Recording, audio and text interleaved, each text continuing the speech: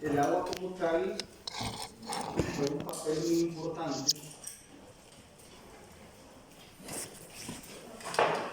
porque prácticamente pues, nuestro organismo está constituido por un alto porcentaje de agua y muchas sustancias o muchas moléculas que interaccionan en estos procesos bioquímicos pues están disueltas en el agua que nosotros tenemos. Bien. Y prácticamente la importancia radica en eso.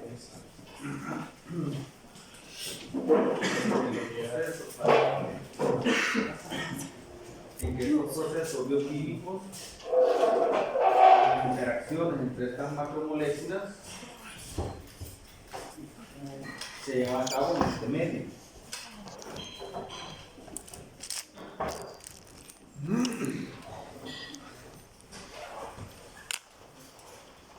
Aparte de eso, pues la importancia del agua tiende a ser generalizada en estos procesos debido a que posee características únicas, ¿verdad? Y bien particulares. Y dentro de las que enfocaremos en lo que son las propiedades físicas, químicas, como la polaridad, ¿verdad? Y la capacidad de formar enlaces por fuentes de hidrógeno, así como también la reactividad que ésta posee. Cuando hablamos de reactividad, pues debemos de entender la forma en la que interacciona. Y en estos procesos biológicos, ¿en qué sentido juega un papel muy importante esta reactividad del agua? ¿Cómo la podemos clasificar frente a estos procesos bioquímicos? Como alta, baja o nula.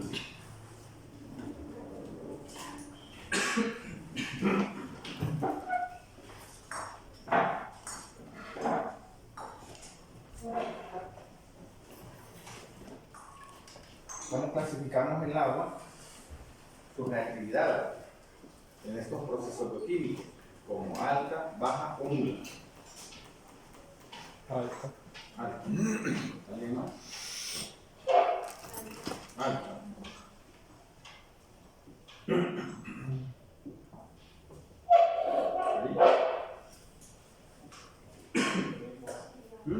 Alta.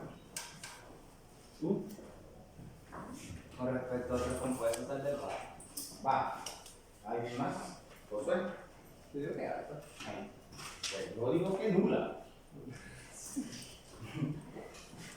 ¿No creen ustedes? Imaginen que el agua reaccionara con las moléculas que tenemos dentro de nuestro organismo.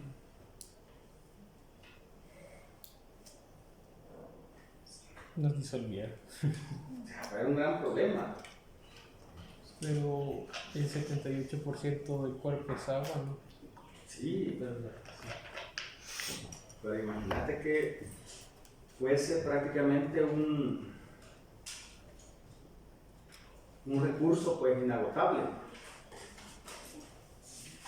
Porque como siempre va a estar agua allí, siempre va a estar reaccionando algo allí. Entonces prácticamente no tiende. Por eso ahí la reactividad química hace referencia a la importancia, es nula prácticamente. Pero sus propiedades físicas, como la polaridad, es lo que permite. Acuérdense que cuando hablamos de reactividad química es una forma pues, cuando una sustancia pues, se convierte en otra. Pero en un enlace por fuente de hidrógeno hay una reacción química, ¿sí o no?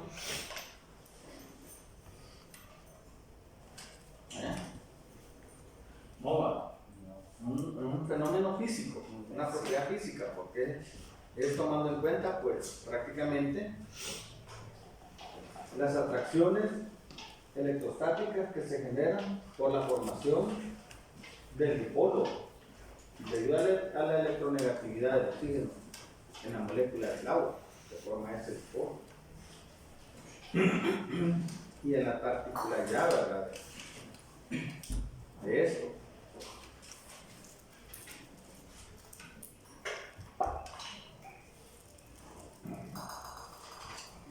El agua prácticamente, pues, sirve como un medio para poder dispersarse a las moléculas, pero no para reaccionar, ¿no?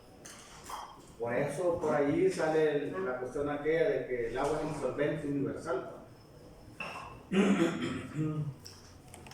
Prácticamente el agua en los procesos biológicos es un medio disolvente.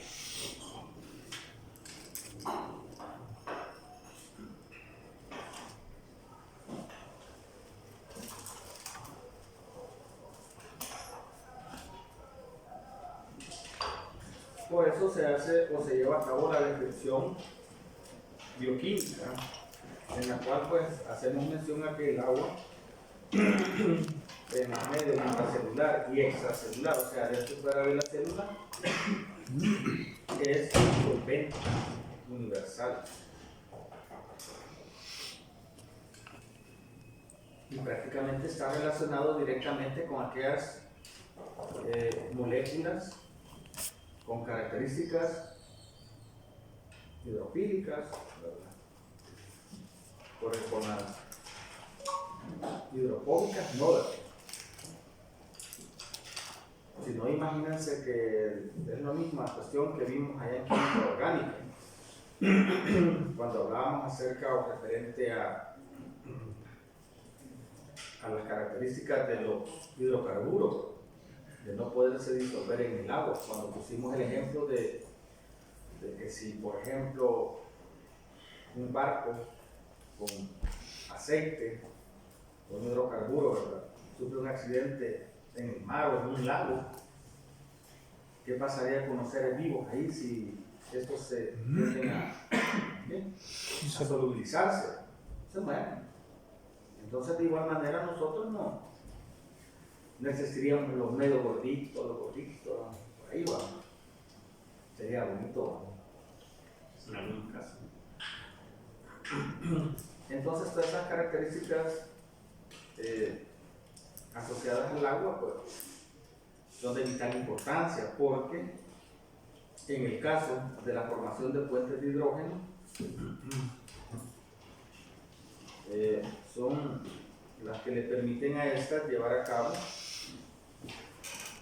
aquellas actividades que están descritas en cada uno de los 7 pilares que vimos, donde va la información o la transcripción del ADN, la información genética, así como también las mutaciones, y todos los que vimos. Y eso también pues es de suma importancia porque todo está relacionado con la forma estructural de estas macromoléculas.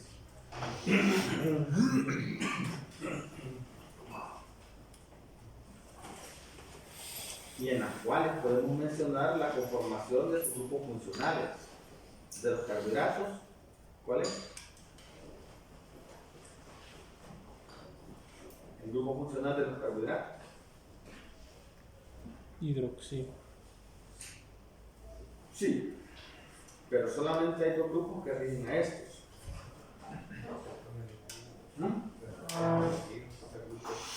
El grupo formil y el grupo carbonilo, el grupo ceto. El de los aldehídos y cetonas. De igual manera en los lípidos. ¿Cuál es el grupo funcional que rige a estas macromoléculas? El ácido El grupo carboxi. carboxilo. De igual manera con las proteínas. ¿Qué grupos funcionales son los que rigen la estructura de ellas? El grupo carboxi y el grupo amino. En eso nos debemos de enfocar. Y prácticamente estas estructuras y estos grupos funcionales, por sus características físicas, ¿verdad? Tomando en cuenta la polaridad que viene o se deriva de la electronegatividad, tienden a dar lugar a la conformación de estos enlaces por puentes de hidrógeno, con el agua. Y por aquí lo tenemos. Hidróxido, éster. Por aquí recordemos que hay derivados de ello.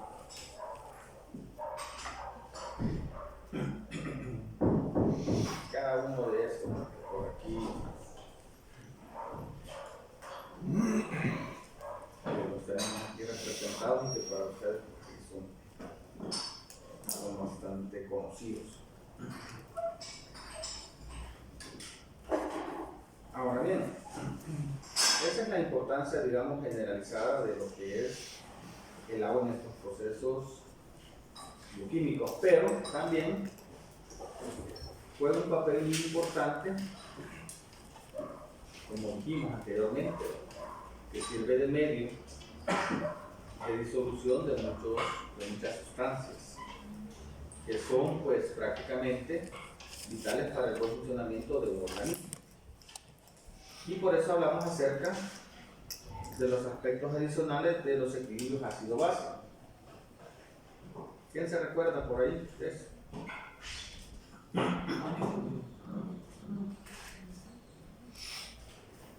¿Qué es un ácido para Arrhenius?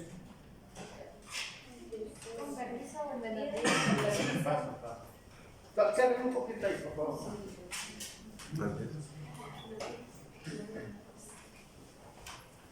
¿Qué dijimos para Arrhenius? No. ¿Qué dijimos? Pero. Arrhenius. ¿Quién se acuerda ya del concepto de ácido base de Arrhenius? Que puede dar un protón. Acordémonos. Para Arrhenius, un ácido, o mejor dicho, bueno, un ácido, una base. Un ácido es una especie que en disolución acuosa aumenta la concentración de iones hidrógeno. Y una base es una especie que aumenta la concentración en disolución acuosa de iones hidróxido. Para Rosser y Lawry es la definición de ácido base. Una base acepta protones y un ácido protones. Y para Lewis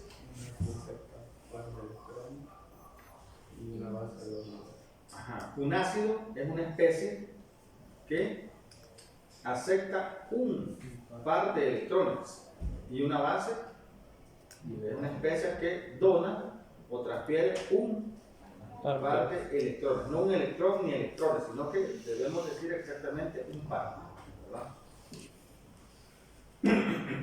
Ahora bien,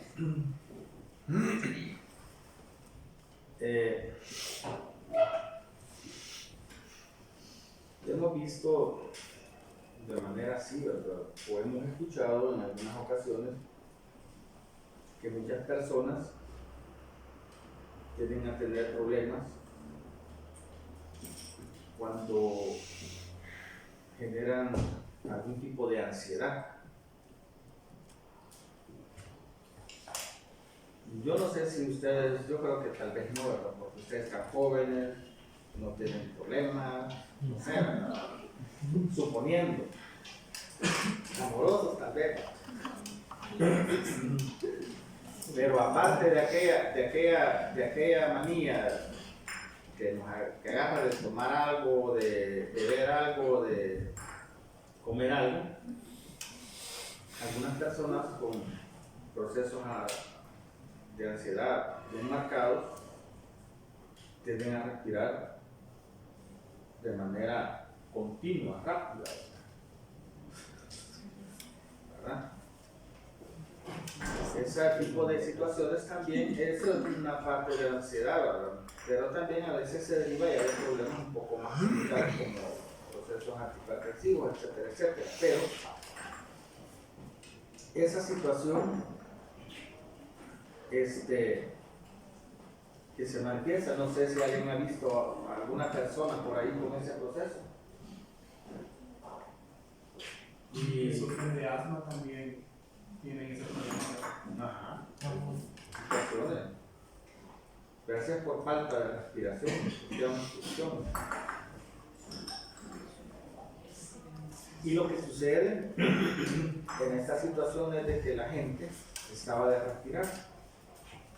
Y cuando respira, prácticamente la capacidad de eliminar el dióxido de carbono ya no se balancea.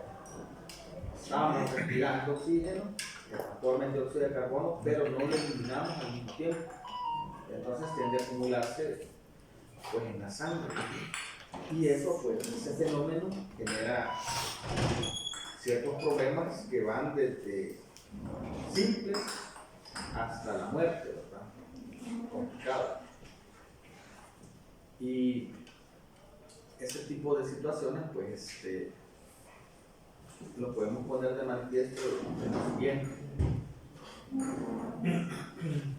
A nivel medioambiental, se puede hacer una extrapolación o también asociar esto a ese factor.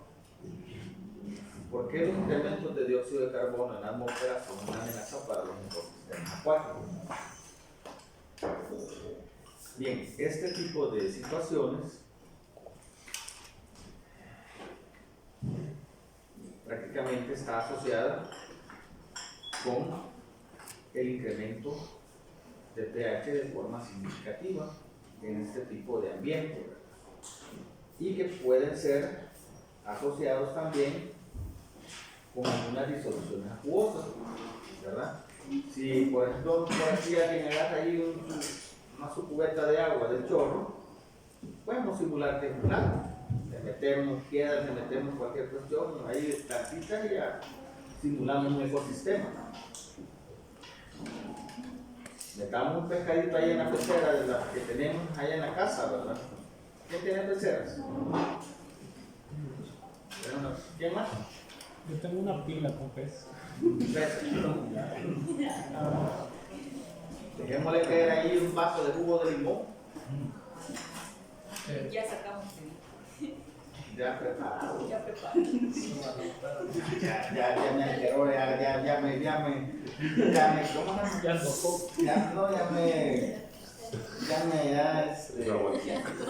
Me cambió ya la visión que tenía.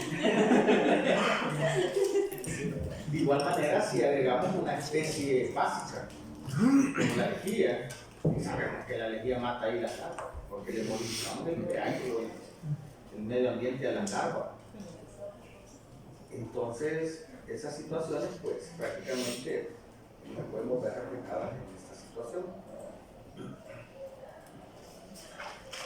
Y es lo mismo que ocurre en los sistemas biológicos.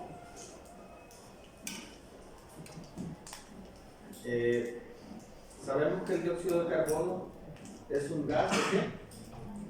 ¿En el medio ambiente de qué? ¿Cómo le llaman? Gaseoso.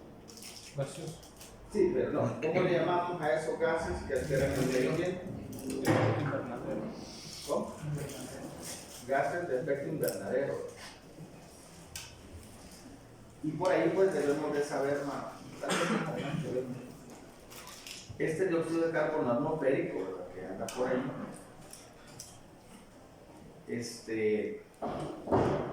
prácticamente cuando golpea la superficie del agua o de una fuente, ¿verdad?,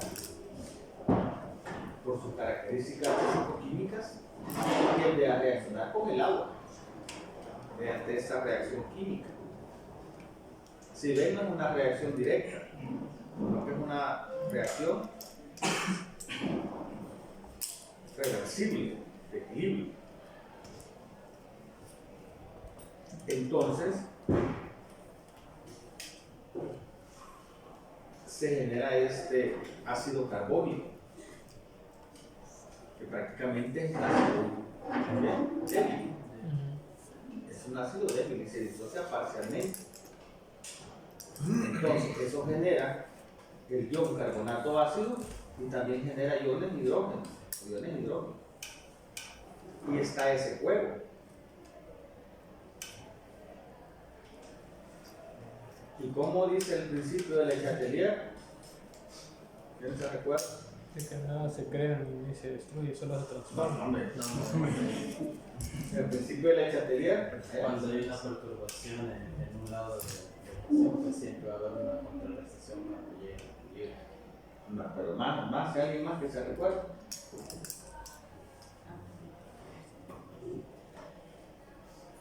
Cuando un sistema es perturbado en su punto de equilibrio, Tiende a regresar a... contrarrestará esa perturbación moviendo su punto de equilibrio. Recordemos, imagínense aquí, ¿va? Una cantidad así para que tengamos una cantidad ahí y podamos asociar. ¿Qué factores son los que pueden modificar ahí el equilibrio de un sistema? Concentración, temperatura y presión, ¿verdad? En este caso, aquí, ¿verdad? Vemos que, asumamos, 10 moléculas de dióxido de carbono interaccionan con el agua de la superficie de esa zona o de esa fuente. Inmediatamente se va a generar esta especie y se va a disociar como tal y va a estar ahí en equilibrio. Va a llegar un momento en que las concentraciones de productos y reactivos se mantienen ¿qué? ¿Cómo? Constantes en el tiempo, o sea, no van a cambiar nunca. Pero ¿qué pasa si después le meto otras 10 moléculas? ¿Qué factor o qué variable estoy afectando según Le Chatelier en este sistema? La concentración. Entonces, más dióxido de carbono va a reaccionar con agua y va a aumentar la concentración de este. Por lo tanto, este va a disociarse más para volver a su estado de equilibrio y va a estar generando más iones hidrógeno. Bueno, lo que es la concentración va a aumentar y el pH va a disminuir. Entonces, los equilibrios químicos de estas especies causan un gran daño pues al medio ambiente, de manera específica pues a todas aquellas especies que dentro de su estructura orgánica poseen exoesqueleto,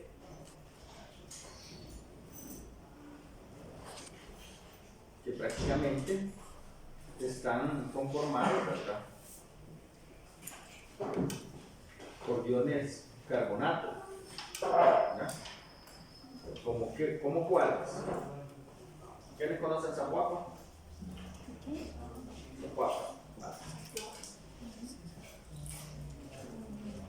¿Qué encontramos ahí en Zapuapa?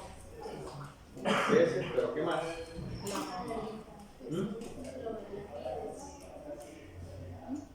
Los renacuajos. La parte de los renacuajos. ¿Qué han visto más? Allá por la esquina, aquí a este lado, donde nace el agua. ¿Cómo? De animalitos que han visto ahí, acuáticos.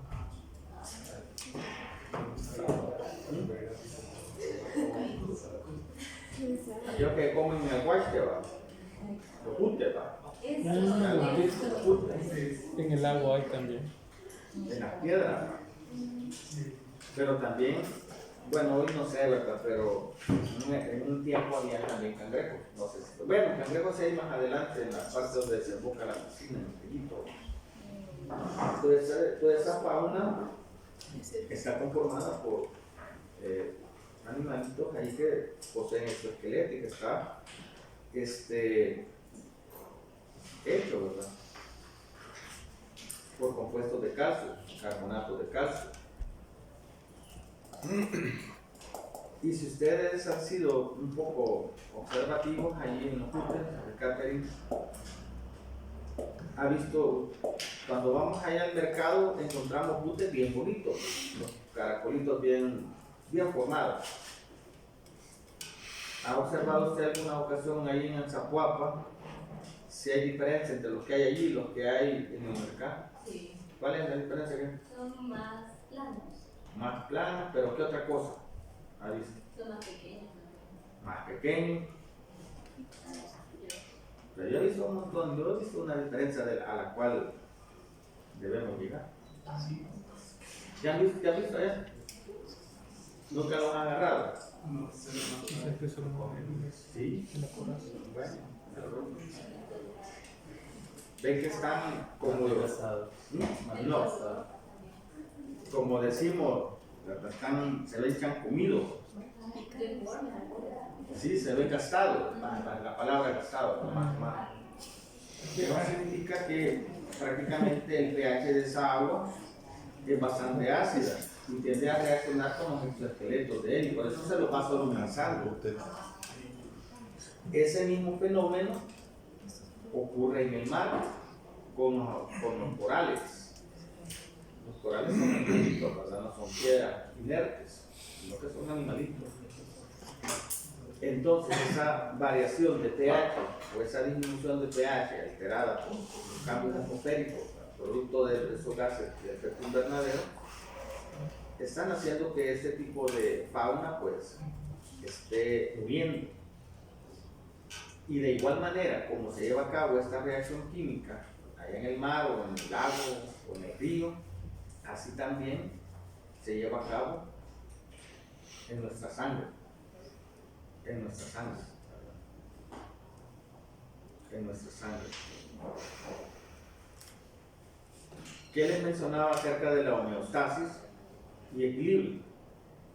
¿Que eran diferentes o no? Sí. Eran diferentes. La homeostasis hace referencia a que mantiene una constante la composición química del sistema biológico. la homeostasis mantiene constante la composición química en los sistemas biológicos. Entonces, en la sangre tenemos este equilibrio nosotros. La sangre tiene un pH, ¿cuál es? ¿Mm? El pH de la sangre, ¿quién se lo puede? No es de 7. ¿Mm? No es de 7. 7 o algo. No, tiene otro valor. Tiene otro valor. Un poquito menos. Como, no. Ese pH, ese pH es constante porque este fenómeno que se lleva a cabo en un organismo normal con sus procesos con funcionamiento bioquímico normal se mantiene, pero cuando nosotros sufrimos ese tipo de situaciones en las cuales estamos respirando a cada rato, más dióxido de carbono está reaccionando y formando el ácido carbónico y eso hace que el pH disminuya. A ese fenómeno se le llama acidosis, puede causar la muerte. Les dejo que averigüen el fenómeno de alcalosis. De alcalosis.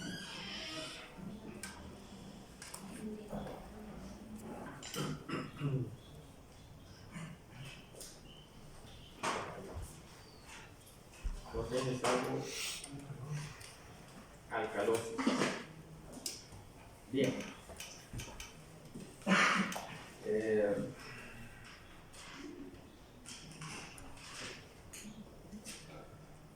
Para entender un poco, ¿verdad?, de la situación esta en la cual el pH influye en cada uno de estos, y la influencia que este tiene en estos procesos biológicos, hay que examinar un poquito pues, algunos factores que de nosotros son conocidos, como la solubilidad, el agua en sí, ¿verdad? Las fuerzas intermoleculares, que es equilibrio químico, la concentración de iones de hidrógeno, que hacíamos mención, que es el pH, que es un ácido, que es una base, y las definiciones de cada uno de ellos. ¿Qué son electrolitos? Debemos de recordarnos todos esos conceptos, ¿verdad? O descripciones de las especies estas, el principio de Letelier, por ahí la expresión de la constante sí, y también este par conjugado ácido-base. Todo eso es bien importante tomarlo en cuenta, el efecto del ion común y también las disoluciones amortiguadoras. Entonces, iniciando con esto, ¿verdad? Tenemos el efecto del ion común en los equilibrios estos, ácido-base.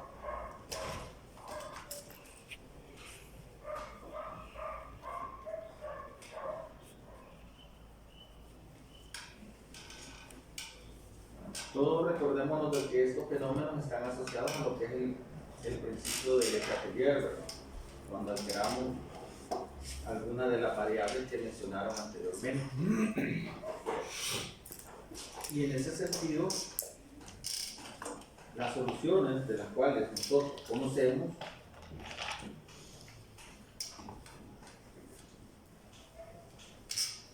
son estas: ácidos débiles y ácidos fuertes. ¿Cuál es la diferencia entre ambos?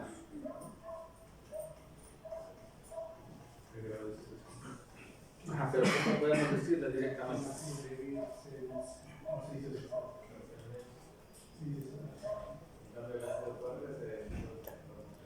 El ácido débil se disocia parcialmente, mientras que el ácido fuerte se disocia totalmente, ¿verdad? De manera completa.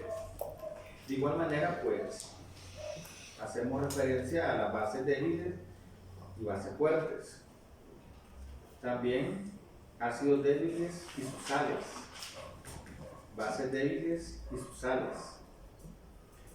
Para ver el efecto, pues, que causa el ion común en esto.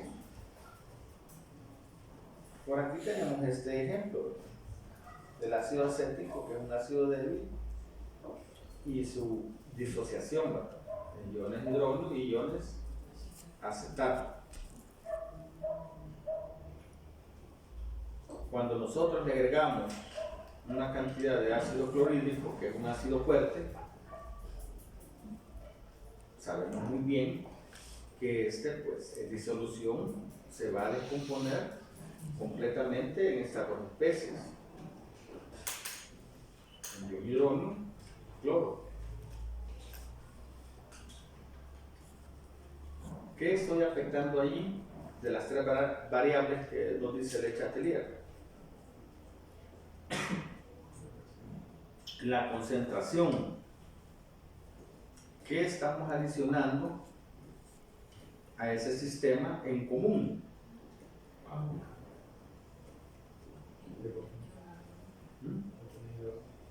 Los iones hidrógeno, iones hidróneo, ¿verdad?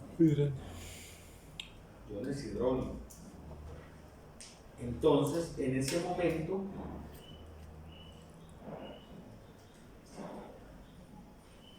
¿qué es lo que sucede?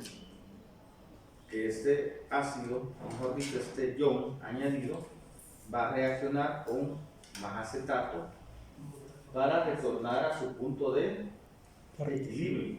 Entonces el equilibrio lo desplazamos hacia el lado de los reactivos.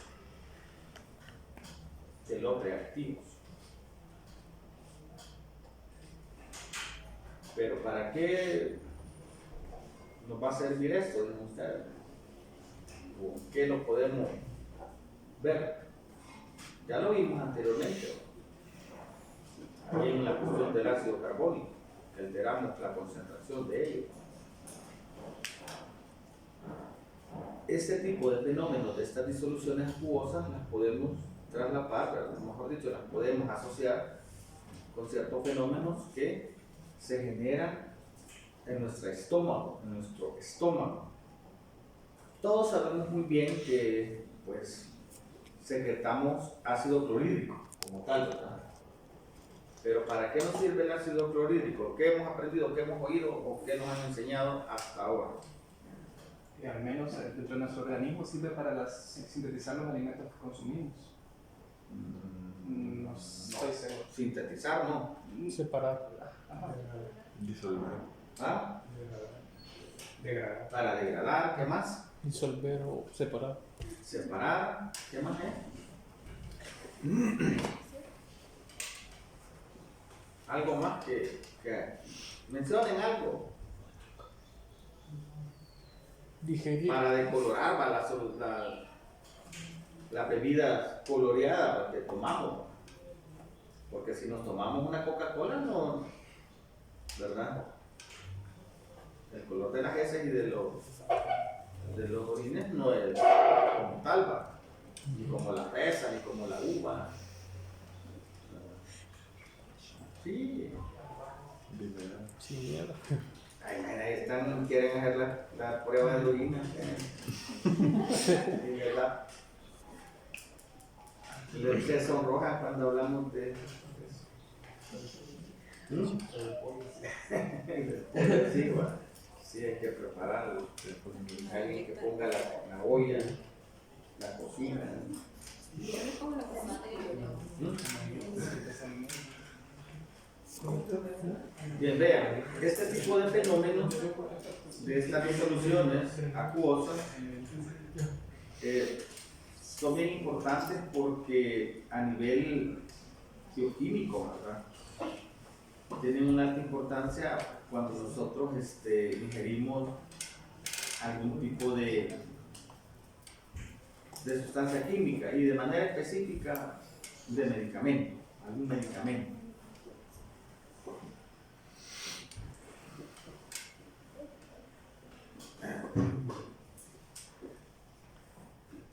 Los medicamentos normalmente, pues por sus características, la mayoría tienden a ser moléculas orgánicas, tienden a ser derivados de ácidos carboxílicos o de aminas. Y muchos de estos medicamentos, tomando en cuenta sus propiedades físicas, algunos son líquidos, algunos son líquidos.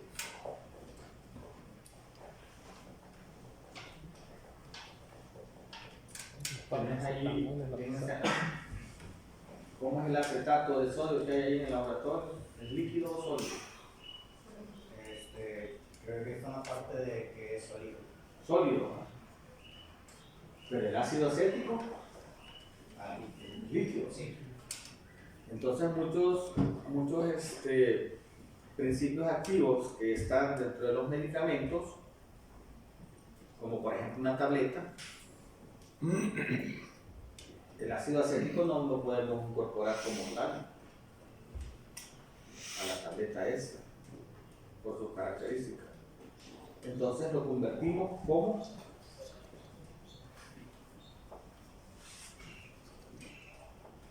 sal y formamos el acetato de sodio. Cuando le agregamos por ahí hidróxido de sodio, formamos el acetato de sodio. Que claro, cuando nosotros lo hacemos en el laboratorio se va a solubilizar por sus características, no vamos a ver ahí, van a andar todo. Entonces, ¿cómo se llaman los iones que no tienen ningún efecto ni al lado de los reactivos ni al lado de los productos? Espectadores. Iones espectadores. Entonces, ya el ácido acético que nosotros queremos meter al cuerpo, pero no lo podemos incorporar como tal en un comprimido, en una tableta, o en cualquier cuestión, sólido, lo convertimos en sangre. Cuando este acetato de sodio llega al estómago, ¿con quién se va a encontrar? Con el ácido clorhídrico. Con el ácido clorhídrico. Entonces ese ácido clorhídrico va a hacer ¿qué? ¿O qué va a hacer?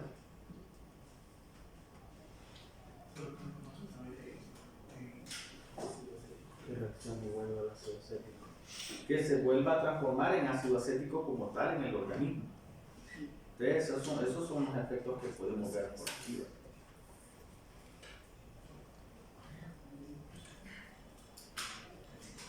Ahí el sodio es de un espectador, ¿va? Allí en disolución, en el estómago y agua, hay una mezcla. Entonces ya vamos a obtener por ahí el ácido acético. ¿Quién consume ácido acético? De manera constante. ¿El que va en el vinagre? El vinagre, ajá, Todos los encurtidos llevan ácido acético. Para los que tenemos dieta de chaluza en la mañana, ¿no? ¿Cómo? Por la pieza, ¿no? Bueno, pero ya no está ella, ¿no? No, una señora compraba después para los niños. Sí, y baratas. Y baratas. Vaya, no me sigan distorsionando, ya le da hambre, ya el cóctel y todo. Bien, entonces de igual manera, todo este fenómeno del efecto del ion común en los sistemas biológicos tienen similitudes. Tienen similitudes. De igual forma, ¿verdad? Una base débil con una base fuerte. De la misma forma opera. Siempre operan de la misma manera. Lo que agregamos es grupo hidróxido a este proceso y estos tienden a reaccionar para volver o desplazan el punto de equilibrio para establecerlo. Cuando modificamos por ahí la concentración.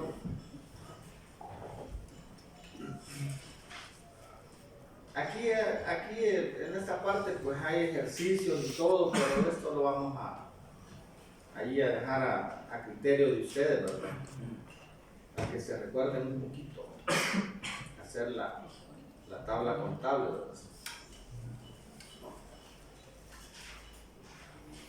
De igual manera, ¿verdad? Cuando tenemos el ácido débil y su sal,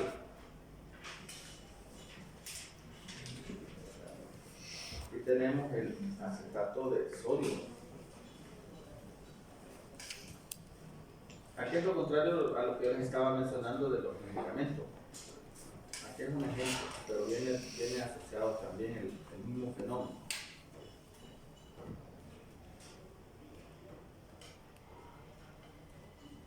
De igual manera, el efecto del ion común, el ion acetato. La base de dilisar el cloruro de amonio es una sal. Cuando le agregamos por allí la base débil, que es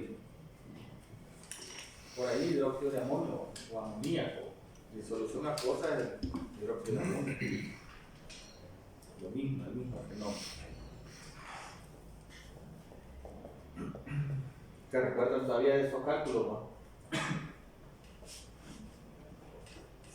Ahí veamos, ahí en el material que está que explicar, para que recordamos un poco. Bien, ahora también esos fenómenos,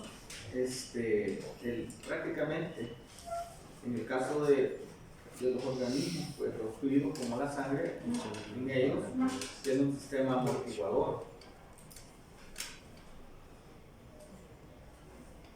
un sistema regulador del pH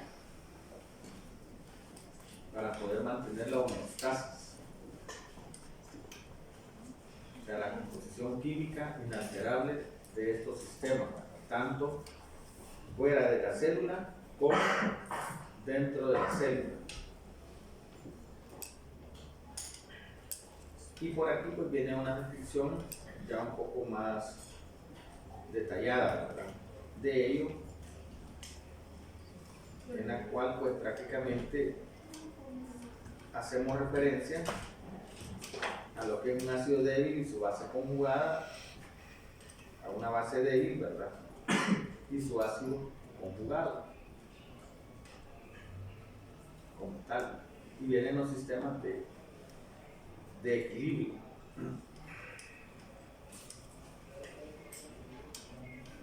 Y aquí pues prácticamente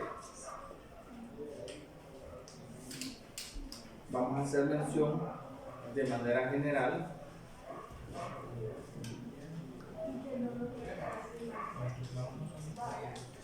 a lo que es la importancia de estas disoluciones reguladoras. Más adelante la veremos ya en aplicabilidad, solamente es un breve recordatorio de estas. ¿Cómo está conformada una solución reguladora aquí? Su ácido, el ácido débil y su sal. Una base débil y su sal. Y aquí pues en esto, y aquí no nos vamos a ahondar mucho porque esta cuestión pues ya no hace referencia a eso. Sin embargo, la ecuación de Henderson-Hasselbalch es de suma importancia para poder prácticamente, en el caso de los medicamentos, saber a qué pH se va a absorber, el pKa. O sea, esa cuestión, pues eso, para los compañeros de química y farmacia lo van a ver en lo que es farmacología. En farmacología. Pero también los compañeros de ciencias químicas van a hacer su aplicación también cuando estén formulando algún tipo de producto, ¿verdad?, utilizado a nivel agroindustrial, en aquellos que matan a los un poco, Folidor. aquellos que matan a X. ¿A quién le ha caído ácido sulfúrico en las manos? O sea, ¿qué les ha pasado? Arde. Como que Le arranca uno el pedacito. Saben que esa muerte del cortisol polidol, cuando los pocos están crueles, si le deshace el exoesqueleto.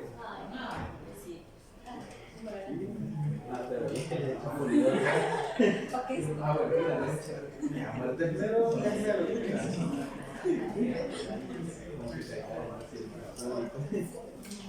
También pues en ciertos preparados, ¿verdad?, agroindustriales como la vitamina. Vean que la cuestión ahí a ver,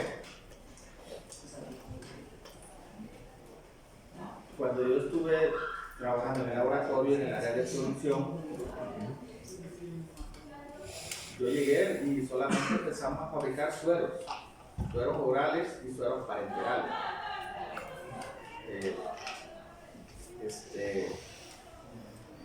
Estériles. Y pues posteriormente aprendí a fabricar jarabes, soluciones, ¿verdad?, a fabricar tabletas, ungüentos, cremas. Hasta ahí nomás. Al tiempo me apareció una orden de producción de fabricar productos para gatos y para perros, para vacas. Y la situación es esta. En aquel entonces toda esa gama de productos estaba confinada únicamente para el laboratorio farmacéutico, que tenían la capacidad aquí en El Salvador de fabricarlos. Por eso muchos productos venían del extranjero únicamente. Pero ahora, con la diversidad, y han ampliado pues por ahí el perfil y también el desarrollo de la carrera de ciencias químicas, ahora hay muchos químicos profesionales de ciencias químicas. En aquel entonces les decía químicos puros, hoy son licenciados en ciencias químicas, antes eran licenciados en química pura. Están trabajando en la formulación de productos de ese tipo, en el área agroindustrial. Y de igual manera, con vitaminas, con antiparasitarios, con analgésicos, con antibióticos, con antiinflamatorios para las especies estas pues que consumimos o que son nuestras mascotas, aunque es parejo. Si no, hablemosle a los coreanos, Tito.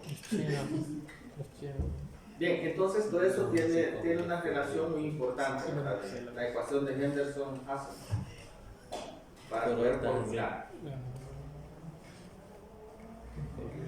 Y bueno, la preparación es, ustedes por ahí ya lo manejan.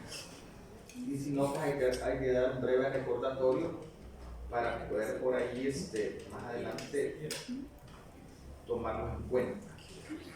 ¿Tienen alguna pregunta por ahí?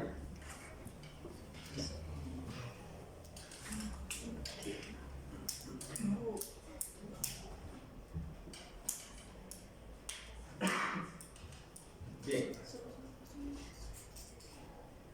Vean que el programa corre rápido. Demasiado rápido. Bueno. Y voló.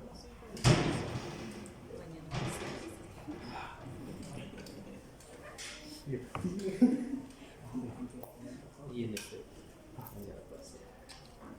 Pues, o sea, Bien, vean, la parte esta de los ácidos nucleicos es de suma importancia porque prácticamente es una introducción a lo que es la genética de los organismos vivos. Y eso es claro, ¿verdad? Una piedra no tiene por ahí cadena. Entonces por ahí esta persona, Friedrich Nietzsche, algo así, ¿verdad? Fue el precursor del estudio de estos ácidos nucleicos, fue por ahí prácticamente el que lo descubrió. Y conforme, claro, él no lo descubrió como tal, ¿verdad? Sino que más adelante, pues prácticamente se hizo un avance significativo allá por 1950 donde se descubrió la estructura de esto, de hélice. Y entre los cuales pues podemos ver aquí los segmentos o partes, ¿verdad? Un segmento de una cadena que es mucho más grande, ¿verdad? De estos ácidos nucleicos. El término ácido nucleico, ¿sabemos qué hace referencia? Que se encuentra en el núcleo. Que se encuentran en el núcleo de la célula, por eso se llama ácido nucleico. Y aparte de eso, pues, las siglas de ARN y ADN, ¿verdad? Hacen referencia al carbohidrato o al azúcar presente en ellos. Ya más adelante veremos ahí esa cuestión.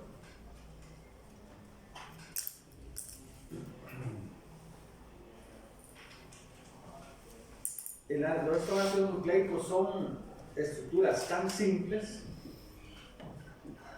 que resulta un poco increíble que esto guarden la información de todo un organismo vivo, de cada una de las especies existentes. porque su conformación es la misma, solamente que llevan secuencias diferentes o arreglos diferentes. Siempre tendremos un grupo fosfato,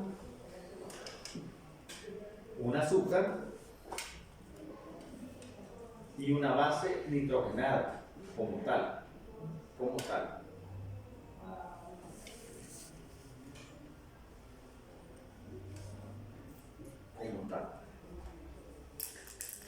Aquí vamos a ver unas generalidades para continuar más adelante. Además, nosotros sabemos muy bien que el grupo fosfato es único, ese es único, y eso sirve para entrelazar, conformar esas cadenas. Lo que varían en estos ácidos son las bases nitrogenadas, el orden de estas, así como también el azúcar, la ribosa y la desoxirribosa presente en el ADN o ácido desoxirribonucleico. En el ADN no tenemos este grupo hidroxilo, en la ribosa, por eso se llama desoxirribosa.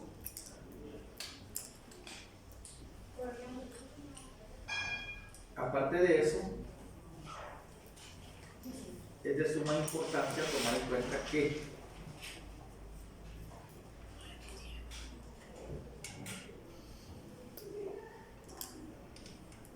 cada una de estas estructuras se van conformando no de una sola vez, sino que de manera segmentada. No existen como tal, ¿verdad?, así agrupadas para formar las cadenas estas, sino que llevan una secuencia. Aquí tenemos la estructura de la ribosa. 1, 2, 3, 4, 5. Vemos que difiere con la glucosa, ¿verdad?, en el número de átomos de carbono. Y por ende, pues, por ahí tenemos su forma cíclica. ¿Cómo se llama este carbono, dijimos?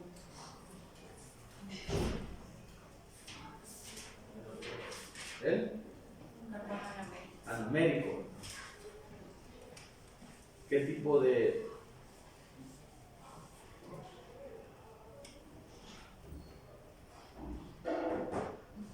hidrógeno? ¿Cómo le llamamos a esta qué?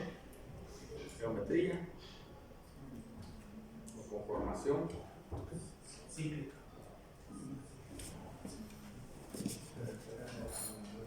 ¿sí? Beta, ¿verdad? O alfa. Beta, la posición. Arriba. Ah, Arriba. Eso también es de suma importancia, la estereoquímica de ese átomo de carbono anomérico en la conformación estructural de estos ácidos nucleicos.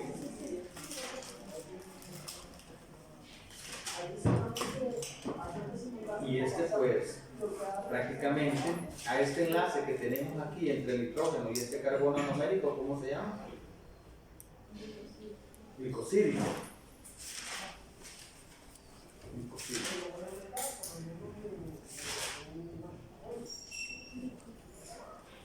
El término óxido, ¿a qué dijimos que lo asociábamos? Por eso debemos de saberlo para entender. Aquí es un azúcar, ¿reductor o no reductor?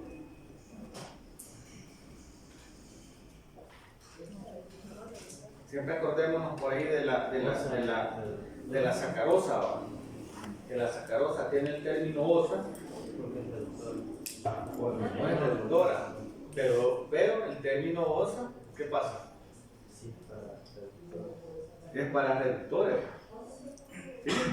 ¿Sí? son La excepciones. sacarosa ahí la pusieron y le dejaron osa y ya no se oxida. No la rompe, pues no están ahí unidos, pues no hay como H libre. El término óxido es para los azúcares no reductores. Bien, entonces el término tribonucleócido, ya más adelante vamos a ver esto, pues prácticamente está asociado a la conformación de este azúcar con una base nitrogenada. A ver aquí. Esta base nitrogenada Y ahí la campo.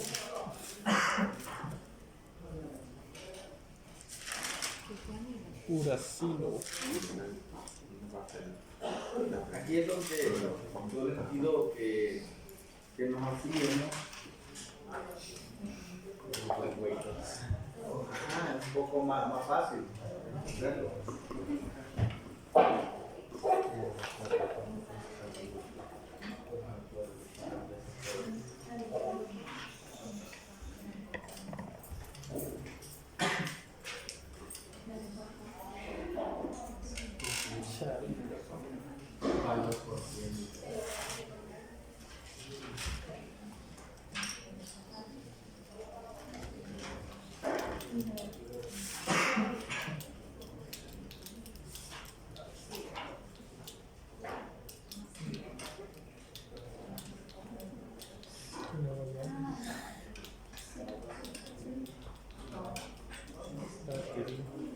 Y nos vamos a quedar en esta parte solamente para efectos de que nos orientemos, ¿verdad? Y nos demos una repasada.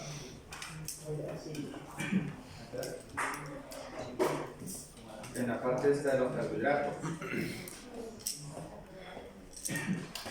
Lo vamos a discutir en la otra clase. ¿La otra clase sería cuándo? De vuelta. 6:45 y 45. Por aquí están. A ver. Puede ser inserción.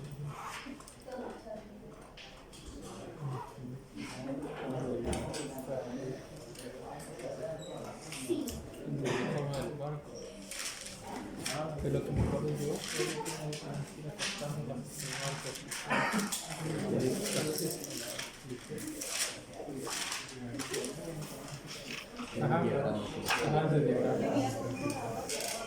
de hecho, eso va a ser algo como así, de hecho. Sí.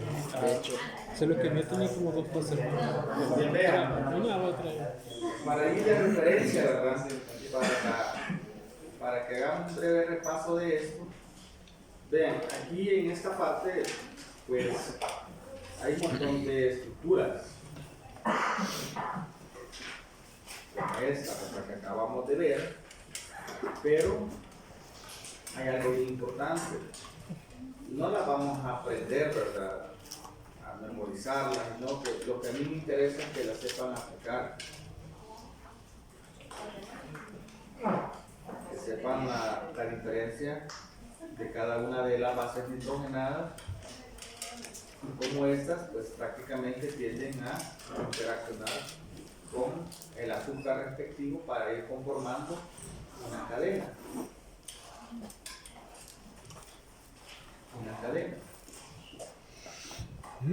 Entonces les pido ahí de que por favor se echen una leída, ¿verdad? A esto para que estemos familiarizados con ella. Y de esa manera pues vamos a ir detallando pues y hacer un planteamiento de cada una de estas estructuras y cómo podemos hacer un planteamiento de una reacción química así como las que hacemos pues o que hemos aprendido de química orgánica, ¿verdad? A nivel bioquímico sabemos que aquí intervienen no catalizadores sencillos como los que usamos en el laboratorio, sino que cuáles son los catalizadores biológicos. ¿Eh? Las enzimas, ¿verdad?